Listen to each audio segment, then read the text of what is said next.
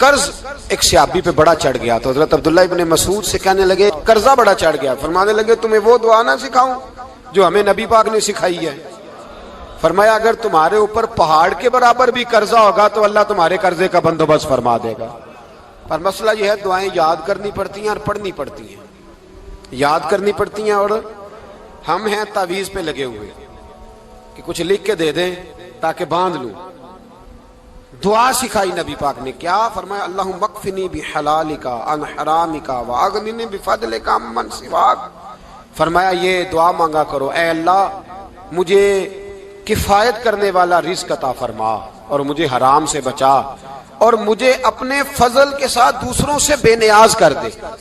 یعنی اس کا سادہ ترجمہ یہ ہے کہ اللہ بندوں کا محتاج نہ کر، مجھے اپنا محتاج۔ فرمایا یہ دعا پڑھو ادائے قرض کے لیے، ادائے قرض کے لیے یہ دعا پڑھو، اللہ تبارک و تعالی پہاڑ کے برابر بھی قرضہ ہوگا تو تمہیں اللہ اس سے نجات عطا کر دے گا۔ نبی پاک صلی اللہ تعالی علیہ وسلم نے ایک حدیث میں غصے کی دعا بھی بتائی ہے۔ ویسے میرے خیال میں لوگوں کو غصہ نہیں آتا، آج کل غصہ نہیں آتا، لوگوں میں تکبر آ گیا ہے، اپنے سے چھوٹے پہ غصہ آتا ہے، اپنے سے تگڑے پہ کیوں نہیں آتا؟ جس آدمی نے گلی پہ خیرات مانگنے والے پہ غصہ کیا وہ ایس ایچ او صاحب پہ کیوں نہیں کرتا؟ غصہ تو غصہ ہے نا، سب پہ ہونا چاہیے، لیکن بڑا سمجھدار غصہ ہے۔ غریب آدمی کو دیکھ کے غصہ آتا ہے، امیر آتا ہے تو غصہ نکل جاتا ہے۔ تو میں تو کہتا ہوں لوگوں کو غصہ، اگر تجھے غصہ آتا ہے تو مار دیوار کے ساتھ ٹکر تیرے غصے کی سمجھ آئے۔ یہ کس قسم کا غصہ ہے جو غریب پہ ہی ہاتھ اٹھا رہا ہے؟ تو خدا را خیال فرما، غریبوں کے حق میں بڑا غصہ، مجبوروں کے حق میں بڑا غصہ، ماتحتوں پر، اور اگر چودھری صاحب آ جائیں تو چودھری صاحب آ جائیں تو پھر بہانہ بنا لیتے ہیں، کہتے غصہ تو مینوں بڑا آیا سی، پھر میں کیا اور میرے گھر آیا ہے، پھر بہانہ بنا لیا۔ ایسے نہیں کرو۔ نبی پاک صلی اللہ علیہ وسلم نے دعا سکھائی بخاری میں، فرمایا جب غصہ آئے تو پڑھا کرو اعوذ باللہ من الشیطان، آتی ہے نا دعا ماشاءاللہ، اعوذ باللہ من الشیطان، جب غصہ آئے تو یہ والی دعا پڑھ لیا کرو۔ نبی پاک علیہ الصلوۃ والسلام نے ارشاد فرمایا کہ جب تمہارے بھائی کو چھینک آئے نا تو چھینک آنے والے کو کہنا چاہیے الحمدللہ۔ چھینک آئے اس نے کیا کہنا ہے؟ یاد ہو جائے گا، کیا کہنا ہے؟ الحمدللہ۔ اور جو سنے اس نے کہنا یرحمک اللہ، کیا کہنا ہے؟ یرحمک اللہ، اللہ تجھ پہ رحم کرے، یہ پڑھنا ہے اس نے۔ حضرت عبداللہ بن مبارک رحمۃ اللہ تعالی علیہ نا دریا کے کنارے کھڑے تھے، کشتی سے اترے تھے ابھی اور وہیں کھڑے تھے، تو ایک آدمی دو چار لوگ کشتی میں کنارے سے آپ کے پاس سے گزرے تو ایک کو چھینک آئی، اس نے کہا الحمدللہ۔ اب سنت ہے کہ جواب دو یرحمک اللہ، اللہ تیرے اوپر رحم فرما، جواب دینا تھا، لیکن وہ کشتی تیزی سے گزر گئی۔ حضرت عبداللہ بن مبارک رحمۃ اللہ تعالی علیہ نے ملاح کو بلایا، فرمانے لگے اس کشتی کا پیچھا کرنا ہے۔ وہ کہنے لگا سواریاں بیٹھیں گی تو جاؤں گا۔ اس زمانے میں جو پوری کشتی کا ایک سائیڈ کا کرایہ تھا وہ 5 دینار تھا۔ فرمانے لگے تو نہ اس طرح کر، اسپیشل مجھے لے جا بٹھا کے۔ کیا لے گا؟ اس نے کہا 20 دینار لوں گا۔ فرمایا 20 ہی دوں گا۔ اس کشتی کا پیچھا کیا اور جس آدمی کو چھینک آئی تھی نا اس سے جا کے یرحمک اللہ کہا، اس نے جواب میں جزاک اللہ کہا، تو آپ فرمانے لگے میرا کام ہو گیا، واپس چل۔ ملا دنیا دار تھا، وہ سوچنے لگا، پہلے تو اس نے سوچا میرا کیا ہے، 20 دینار تو ان کے گئے ہیں، لیکن جب اترنے لگے نا تو 20 دینار دیے یا 20 درہم دیے، تو وہ کہنے لگا حضرت جی صرف ایک لفظ کہنے کے لیے آپ نے اتنا پیسہ خرچ کر دیا؟ فرمایا لفظ کہنے کے لیے نہیں، اپنے مصطفیٰ کی سنت ادا کرنے کے لیے، اپنے نبی پاک علیہ السلام کی سنت ادا کرنے کے لیے۔ یرحمک اللہ، اللہ تیرے اوپر رحمت کرے۔ کس طرح کا خوبصورت انداز سکھایا ہے۔ دیکھیے ایک حدیث ترمذی شریف میں نبی پاک صلی اللہ علیہ وسلم نے فرمایا کسی بیمار کو دیکھ کے یا کسی مصیبت میں مبتلا آدمی کو دیکھ کے تم یہ دعا پڑھ لو، تمہیں کبھی وہ مصیبت نہیں آئے گی۔ کیسی خوبصورت دعا ہے۔ کسی مصیبت زدہ کو بیمار کو دیکھ کے پڑھو، تمہیں کبھی وہ مصیبت الحمدللہ الذی عافانی مما ابتلاک بہ وفضلنی علی کثیر ممن خلق تفضیلا۔ اللہ تعالیٰ کا شکر ہے جس نے مجھے اس مصیبت سے عافیت دی اور اس بیچارے کو یا تجھے اللہ نے مبتلا کیا، اور اللہ نے مجھے اپنی بہت ساری مخلوق پہ فضیلت دی ہے، یعنی اللہ نے مجھے بڑا اچھا رکھا ہوا ہے۔ یار میں تو الحمدللہ بڑا اچھا ہوں، دیکھو بیچارہ. یعنی یہ دعا بھی ہے اور اپنے اوپر شکر ادا کرنے کا ایک. اعلیٰ حضرت فاضل بریلوی رحمت اللہ تعالیٰ علیہ کو نا گلے کے اندر چھوٹی چھوٹی 2 پھنسیاں نکل آئیں، تو اس زمانے میں طاعون کا مرض پھیلا ہوا تھا.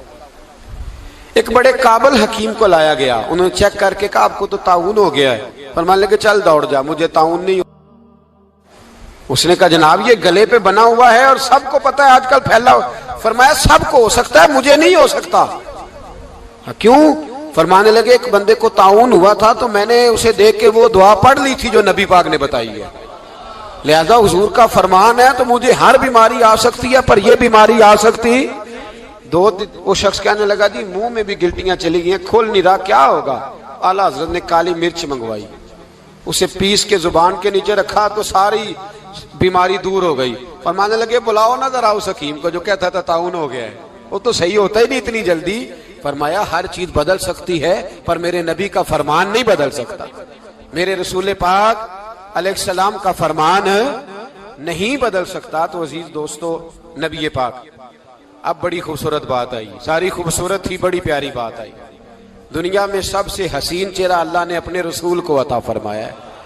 نبی پاک کا چہرہ بھی حسین ہے. مکھ چند بدر شاہ شانی ہے، متھے چمک دی لاٹ نورانی ہے، کالی زلف تے اکھ مستانی ہے، مخمور اکھی ہے مد بھری. پیارا چہرہ ہے. حضور کا جتنا چہرہ پیارا تھا اتنے ہی حضور کے اخلاق بھی بڑے پیارے تھے. لیکن میرے نبی پاک علیہ السلام جب آئینہ دیکھتے، کیا دیکھتے؟ حضور جب آئینہ دیکھتے، ہمارے نوجوان بھی سارا دن آئینے کے آگے کھڑے رہتے، کبھی بال اس طرح کے بناتے ہیں کبھی اس طرح. تو میرا کئی دفعہ دل کرتا ہے کہ میں ان سے کہوں کہ تو آئینے کو کہہ رہا ہے جھوٹ بول، پر وہ کیسے بولے؟ تو کہہ رہا ہے آئینے کو کہ تو کہہ سب سے پیارا تو ہی لگ رہا ہے، پر وہ کیسے بولے؟ اس نے تو سچ بتانا ہے. ان کو آئینہ جو دکھایا تو برا مان گئے. تو میرے عزیز یاد رکھیے گا نبی پاک صلی اللہ علیہ وسلم بھی آئینہ دیکھتے. آئینہ دیکھنا حضور کی سنت ہے. کوئی سنت سمجھ کے آئینہ دیکھے گا تو ایک دفعہ دیکھنے پر 100 شہیدوں کا ثواب ملے گا. لیکن نبی پاک صلی اللہ علیہ وسلم آئینہ دیکھتے کیا کہتے؟ اللہم انت حسنت خلقی فحسن خلوقی. یا اللہ، یہ دیکھیں حضور نے ہمیں سکھایا ہے، یا اللہ جس طرح تو نے میری صورت اچھی بنائی ہے میری سیرت بھی اچھی بنا دے. یہ ہمیں سکھانے کے لیے دعا. یا اللہ جس طرح صورت اچھی بنائی ہے، جس طرح تو کہتا ہے نا اس دفعہ اس وقت دیکھ لو کپڑوں پہ کوئی داغ نہیں، تو دعا کیا کر باطن کے بھی اللہ داغ دور فرما دے، یہ والا سارا معاملہ بھی ٹھیک ہو جائے. آخر کی طرف آتا ہوں. فرمایا جب کھانا کھانے لگو تو دعا مانگو. اور ایک روایت میں فرمایا یہ دعا پڑھ لو، کھانے میں زہر بھی ہوگا تو تم پہ اثر نہیں کرے گا. کھانے پہ ایسے میں بڑی تکلیف سے کہتا ہوں کہ آج بھی ہمیں کہنا پڑتا ہے کہ بہت سارے لوگ ایسے ہیں جو ابھی بھی کھانے سے پہلے بسم اللہ نہیں پڑھتے. یار بڑے افسوس کی بات نہیں؟ بڑے افسوس.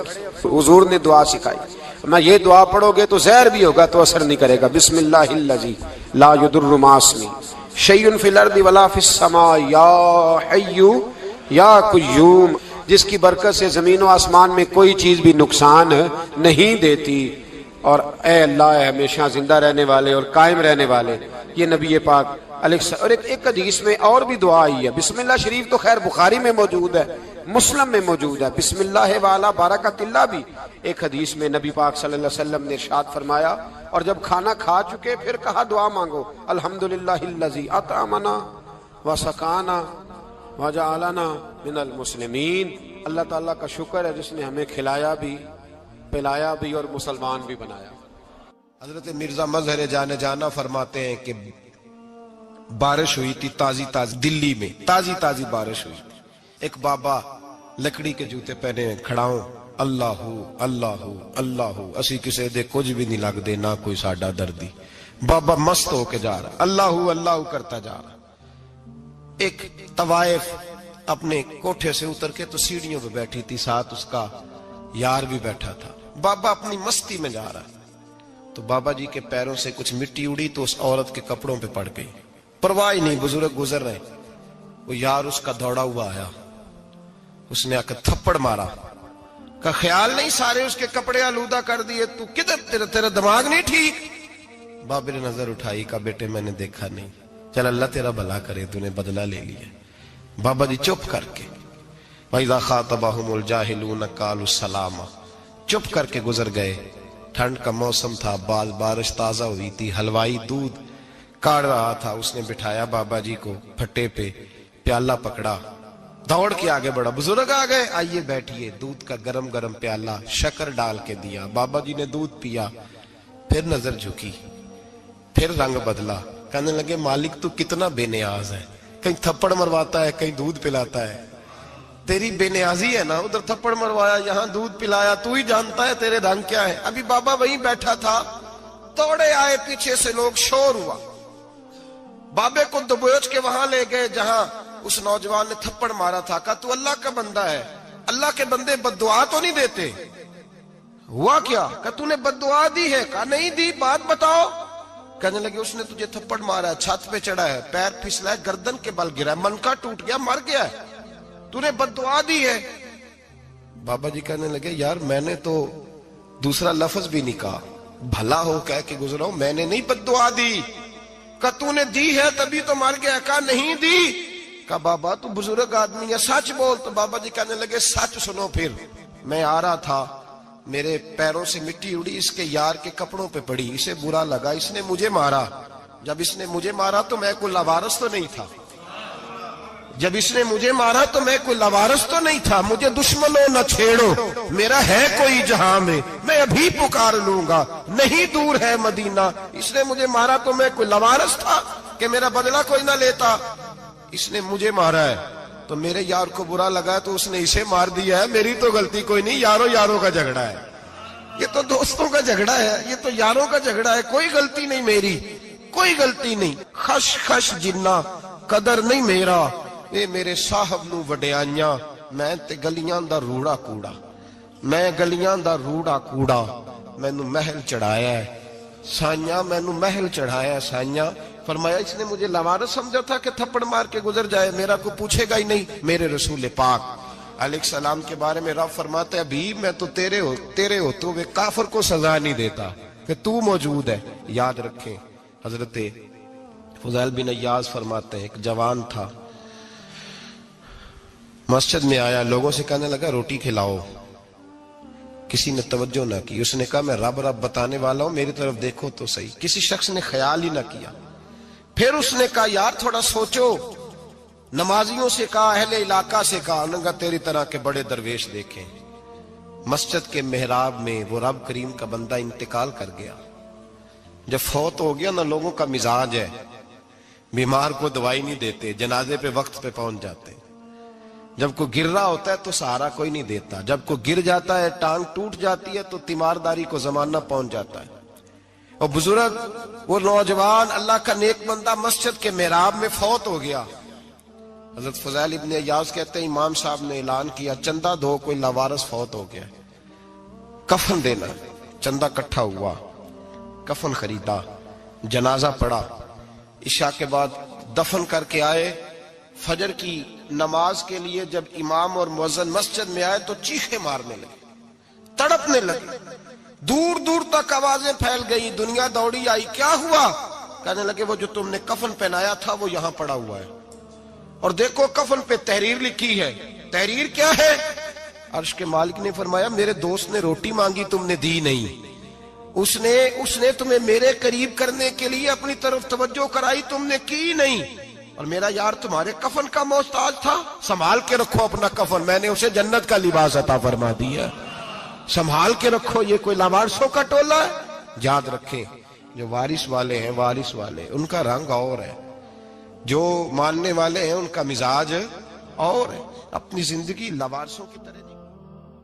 اللہ تعالیٰ اپنے بندوں سے بڑی ہی محبت فرماتا ہے، بغیر طلب کے، بغیر دعا کے رزق، مال، اولاد، صحت، عافیت، دوست، احباب، ماں باپ، یہ سب نعمتیں اللہ بغیر طلب کے بندوں کو عطا فرماتا ہے۔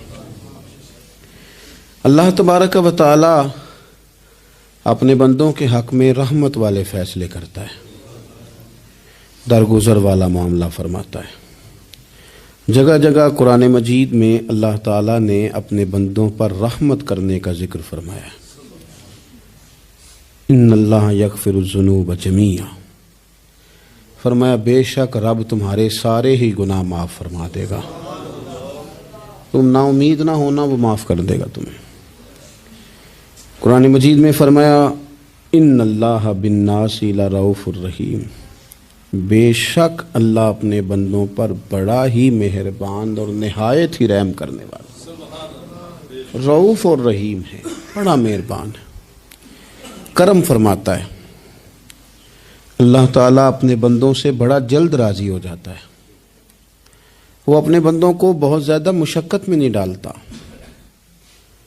وہ اپنے بندوں سے اپنی نعمتوں کا بدلہ نہیں چاہتا، بہت سخت مشقت والی عبادتیں نعمتوں کے بدلے نہیں چاہتا، وہ بڑی جلدی رحم فرماتا ہے۔ ماں پیار کرتی ہے اپنے بچے سے، لیکن وہ ناراض بھی ہو جاتی ہے بعض چیزوں پہ، بعض معاملات اس کا دل بھی دکھاتے ہیں، بعض جگہ وہ رو کے یہ بھی کہتی ہے کہ تو نے میری محبت کا کوئی نتیجہ نہیں مجھے دیا، میری ساری کمائی تو نے ضائع کر دی۔ والد بہت ساری جگہوں پہ ناراض ہوتا ہے، شکوہ کرتا ہے، کہتا ہے میری بیماریوں کی، پریشانیوں کی، بڑھاپے کی، کمزوریاں کا سبب بیٹے تو ہی بن گیا، یہ ساری تکلیفیں تو ٹھیک ہو جائیں تو میری شاید عمر بھی بڑھ جائے، صحت بھی ٹھیک ہو جائے، میں زیادہ دیر جوان رہ سکوں۔ ناراض ہوتے ہیں ماں باپ، اسی طرح ماں باپ راضی بھی ہو جاتے ہیں، وہ بڑی جلدی راضی ہو جاتے ہیں۔ میں اکثر کہتا ہوں کہ والد کو راضی کرنے میں 5-7 منٹ لگ جاتے ہیں، اماں تو 1.5-2 منٹ میں راضی ہو جاتی ہے۔ ابا جی کو 5-7 منٹ لگتے ہیں، کئی دفعہ کہنا پڑتا ہے، کوئی دلائل دینے پڑتے ہیں، لیکن والدہ کے لیے تو کچھ بھی نہیں، آپ نیرا جا کے پیروں میں بیٹھ ہی جائیں، کچھ بھی نہ کریں، آپ پورا روئیں نہ، رونے والا منہ ہی بن جائے تو اماں تو نرم ہی نرم ہے، جس وقت جو مرضی آپ کرا لیں ہو گیا۔ اللہ تبارک و تعالی بلا مثال و بلا تشبیہ سمجھانے کے لیے عرض کرتا ہوں، اللہ بھی بعض معاملات میں اپنے بندوں سے ناراض ہو جاتا ہے، وہ کہتا ہے میں تکبر کرنے والوں کو پسند نہیں کرتا، وہ کہتا ہے فسادی پسند نہیں ہیں، وہ فرماتا ہے کہ راہوں میں کجی کرنے والے پسند نہیں ہیں، وہ فرماتا ہے کہ بدعہدیاں کرو گے تو میں صبح قیامت تم سے سوالات کروں گا۔ اللہ تبارک و تعالیٰ بہت ساری چیزوں کو ناپسند کرتا ہے، ناراض ہو جاتا ہے، بلکہ نبی پاک صلی اللہ تعالی علیہ وسلم نے فرمایا تم بات کرتے کرتے کرتے کرتے کوئی ایسا جملہ بول دیتے ہو کہ رب اتنا ناراض ہوتا ہے کہ تمہیں پتہ بھی نہیں ہوتا، تمہارے لیے جہنم کا فیصلہ کر دیتا ہے۔ اس لیے پہلے تولو پھر بولو، خود اپنے لفظوں کی تو تم پہرے داری کرو نا کہ میں کیا کہہ رہا ہوں، کوئی ایسا جملہ، کوئی ایسی بات وارث شاہ مان کری نہ وارثاں دا، کوئی ایسی بات نہ تمہاری زبان سے نکلے۔ اور حضور یہ بھی فرماتے ہیں کہ اس کا دوسرا پہلو بھی ہے، بعض اوقات تم بات کرتے کرتے کرتے کرتے ایسا جملہ کہتے ہو وہ اتنا راضی ہوتا ہے کہ تمہارے لیے جنت کا فیصلہ فرما دیتا ہے۔ مسلمان کو اب یہ حکم ہے، اس ساری گفتگو کا نتیجہ یہ ہے کہ وہ اپنے جذبات پر، خیالات پر، نگاہوں پر، زبان پر، کانوں پر تھوڑی توجہ دے، بے لگام نہ بنے، بے ترتیب نہ بنے، جو طبیعت میں آئے کر نہ گزرے، تھوڑا سا نہ سوچے سمجھے اور تھوڑا سنبھل کے چلے، کبھی ان کاموں کی طرف نہ جائے جن سے رب ناراض ہو جاتا ہے، ان کاموں کی طرف بڑھے جن سے اللہ راضی ہوتا ہے۔ میرے نبی پاک صلی اللہ تعالی علیہ وآلہ وسلم نے ارشاد فرمایا، بعض احادیث میں لفظ یہ ہیں کہ اللہ اپنے بندوں کو دیکھ کے مسکراتا ہے جو اس کی شان کے لائق، جس ترتیب سے ہم مسکراتے ہیں، جس ترتیب سے ہم روتے ہیں، جس ترتیب سے ہم کسی بات کا اظہار تشکر کرتے ہیں، خدا ان باتوں سے پاک ہے۔ اب بہت ساری حدیثوں میں آیا کہ وہ مسکراتا ہے، تو کیا مطلب ہے مسکرانے کا؟ تو علماء تفسیر نے لکھا ہے مسکرانے کا مطلب یہ ہے کہ وہ بڑا ہی راضی ہوتا ہے اپنے بندے سے، بڑا راضی ہوتا ہے، یہ مطلب ہے۔ ایک تو مسکرانے کا مطلب یہ کہ وہ بڑا راضی ہو گیا، بڑا راضی ہو گیا، وہ مسکرا دیا اپنے بندے پہ، اور ایک اس کا معنی خود نبی پاک صلی اللہ تعالی علیہ وسلم نے بیان فرمایا۔ مسند امام احمد بن حنبل میں حدیث ہے، حضور سید عالم علیہ السلام سے صحابہ نے پوچھا یا رسول اللہ شہید تو بڑے لوگ ہوتے ہیں، شہیدوں میں افضل کون ہے؟ تو اللہ کے حبیب علیہ الصلوۃ والسلام فرمانے لگے وہ والا بندہ جو ڈٹ گیا تھا کافروں کے مقابلے میں، وہ ہلا نہیں، پوری طرح ڈٹ کے جو لڑا وہ شہداء میں افضل ہے۔ حضور فرماتے ہیں وہ جنت کے بالا خانوں میں سیر کرے گا اور رب اسے دیکھ کے مسکرائے گا. رب اسے دیکھ کے مسکرائے گا. اللہ تعالیٰ مسکراتا ہے اسے دیکھ کے. اور اگلے جملے میں حضور نے وضاحت کر دی, فرمایا جب رب دنیا میں کسی پر مسکراتا ہے نا تو اس کا معنی یہ ہے کہ قیامت میں پھر اللہ اسے حساب کوئی نہیں لے گا. جس پر اللہ دنیا میں مسکرا دیا اس سے کوئی حساب, تو وہ کام ڈھونڈنے چاہیے نا جس سے اللہ مسکرائے. ویسے کبھی ہم ایسا کرتے ہیں کہ نہیں کہ کسی کو راضی کیا جائے؟ یہ کام ہم کرتے ہیں کہ ہماری کمپنی کا جو سربراہ ہے وہ ہم سے راضی رہے. جس ادارے میں ہم پڑھاتے ہیں اس ادارے کا بڑا ہم سے راضی رہے. یہ کرتے ہیں ہم, اس کے لیے کچھ نہ کچھ ہیلے بہانے ہم کرتے ہیں. برادری, قبیلہ, علاقہ, بستی, لوگ کسی طریقے سے ہمارے ساتھ مطمئن رہیں, کرتے ہیں نا یہ سارے کام. اس میں تھوڑی مشکل بھی ہمیں آتی ہے لیکن کرتے ہیں. کیا کریں, گھر میں بھی کئی دفعہ ایسا ماحول بنانا پڑتا ہے. چلیں ایک اور میٹھی مثال دیتے ہیں, زیادہ سمجھ میں آئے گی. چھوٹا بچہ خوش رہے, آپ اس کے لیے محنت نہیں کرتے. وہ چھوٹا ہے, اس کو خوش کرنا فرض ہے ابا پہ, لیکن وہ کہتا ہے کہ میں نے موٹر سائیکل لینا ہے. چھوٹا ہے, چلا ہی نہیں پائے گا, تو ابا پھر اسے راضی کرتا ہے, کہتا ہے بیٹے چھوٹا سائیکل لے لے, چل میں تجھے اڑانے والا جہاز لے دیتا ہوں. مقصود کیا ہے کہ اس کو ناراض نہیں کرنا, یہ روئے نہ, اس کا دل نہ ٹوٹے. ہو یارو سنو نا میں کیا کہہ رہا ہوں. اگر چھوٹے بچے کے لیے وہ چیزیں ڈھونڈتے ہو, میرے ابا جی نا اپنے نواسے کے لیے کھلونا لے کے آئے تو بچہ بڑا ہی کھیلا, تو ابا جی کہنے لگے لو پیسے پورے ہو گئے میرے. بچے کو پسند بڑا ہے نا, پیسے پورے کر چھڑے نے, دیکھو نا جی کتنا اس کو راضی ہوا ہے. تو انسان کیا کرتا ہے کہ کوشش کرتا ہے, چھوٹا بچہ بھی ناراض نہ ہو تو وہ چیزیں وہ ڈھونڈتا ہے کہ اس کو کیا پسند ہے, چاکلیٹ لے جاؤں, فلاں چیز لے جاؤں, آئس کریم لے جاؤں. تو ایک بچے کے لیے, گھر کے لیے, سربراہ کے لیے اتنی محنت کرتے ہو, تو وہ کام بھی ہمیں ڈھونڈ کے تلاش کرنے چاہیے نا جس سے رب راضی ہوتا ہے, اللہ راضی ہوتا ہے. بتاؤں وہ کون کون سے کام ہیں؟ نبی کریم صلی اللہ تعالی علیہ وسلم نے ارشاد فرمایا 3 لوگ ہیں جنہیں دیکھ کے رب مسکراتا ہے. یا رسول اللہ صلی اللہ علیہ وسلم وہ کون کون سے؟ تو محبوب فرمانے لگے, ایک وہ بندہ ساری مخلوق سوئی ہے, آدھی رات ہے, رات کا پچھلا پہر ہے, اس نے اٹھ کے وضو کر لیا, مصلی پہ کھڑا ہو گیا خدا کی یاد میں. فرمایا اسے دیکھ کے رب مسکراتا ہے جو اس کی شان کے لائق ہے. مسکراتا ہے اللہ. یہ تو سونے کا ٹائم تھا, یہ تو گہری نیند آنے کا وقت تھا, رات کا پچھلا پہر. رات پوے تے بے درداں نو نیند پیاری آوے, تے درد منداں نو یاد سجن دی ستیاں وی آن جگاوے. اور ساون کی کالی راتوں میں جب بوندا باندی ہوتی ہے, وہ راتوں کو اٹھ اٹھ روتے ہیں جب خلقت ساری سوتی ہے. اللہ مسکراتا ہے. اور سننا میرے بھائی, میرے نبی پاک صلی اللہ تعالی علیہ وسلم فرماتے ہیں جب مسلمان نماز کے لیے صفیں بناتے ہیں نا, ترتیب لگ رہی ہوتی ہے, اب اللہ کی بارگاہ میں کھڑے ہوں گے, قیام کریں گے, رکوع کریں گے, سجود کریں گے. فرمایا جب مومن صفیں بناتے ہیں تو رب دیکھ کے مسکراتا ہے, مسکراتا ہے. کمال ہو گئے عروج بندگی کا, جب بندے کو دیکھ کے رب مسکرائے. خدا بندے سے خود پوچھے بتا تیری رضا کیا ہے, مسکراتا ہے. اور میرے نبی پاک علیہ السلام فرماتے ہیں جب مجاہد جہاد کے لیے صفیں سیدھی کرتے ہیں, آج تو یہ رب کے نام پہ مرنے ہی آ گئے, یہ صفوں میں کھڑے ہوں گے, ترتیب سے لڑیں گے, ترتیب سے گلا کاٹیں گے کافروں کا یا شہادت لیں گے. فرمایا جب جہاد کے لوگ صفیں بناتے ہیں تو رب انہیں دیکھ کے مسکراتا ہے. کتنے نصیبوں والا وہ بندہ ہے جسے دیکھ کے مسکرا دیا. او یار کبھی تیرا بیٹا تیرے سامنے مسکرائے نا چھوٹا, تو تیرا دل باغ باغ ہو جاتا ہے.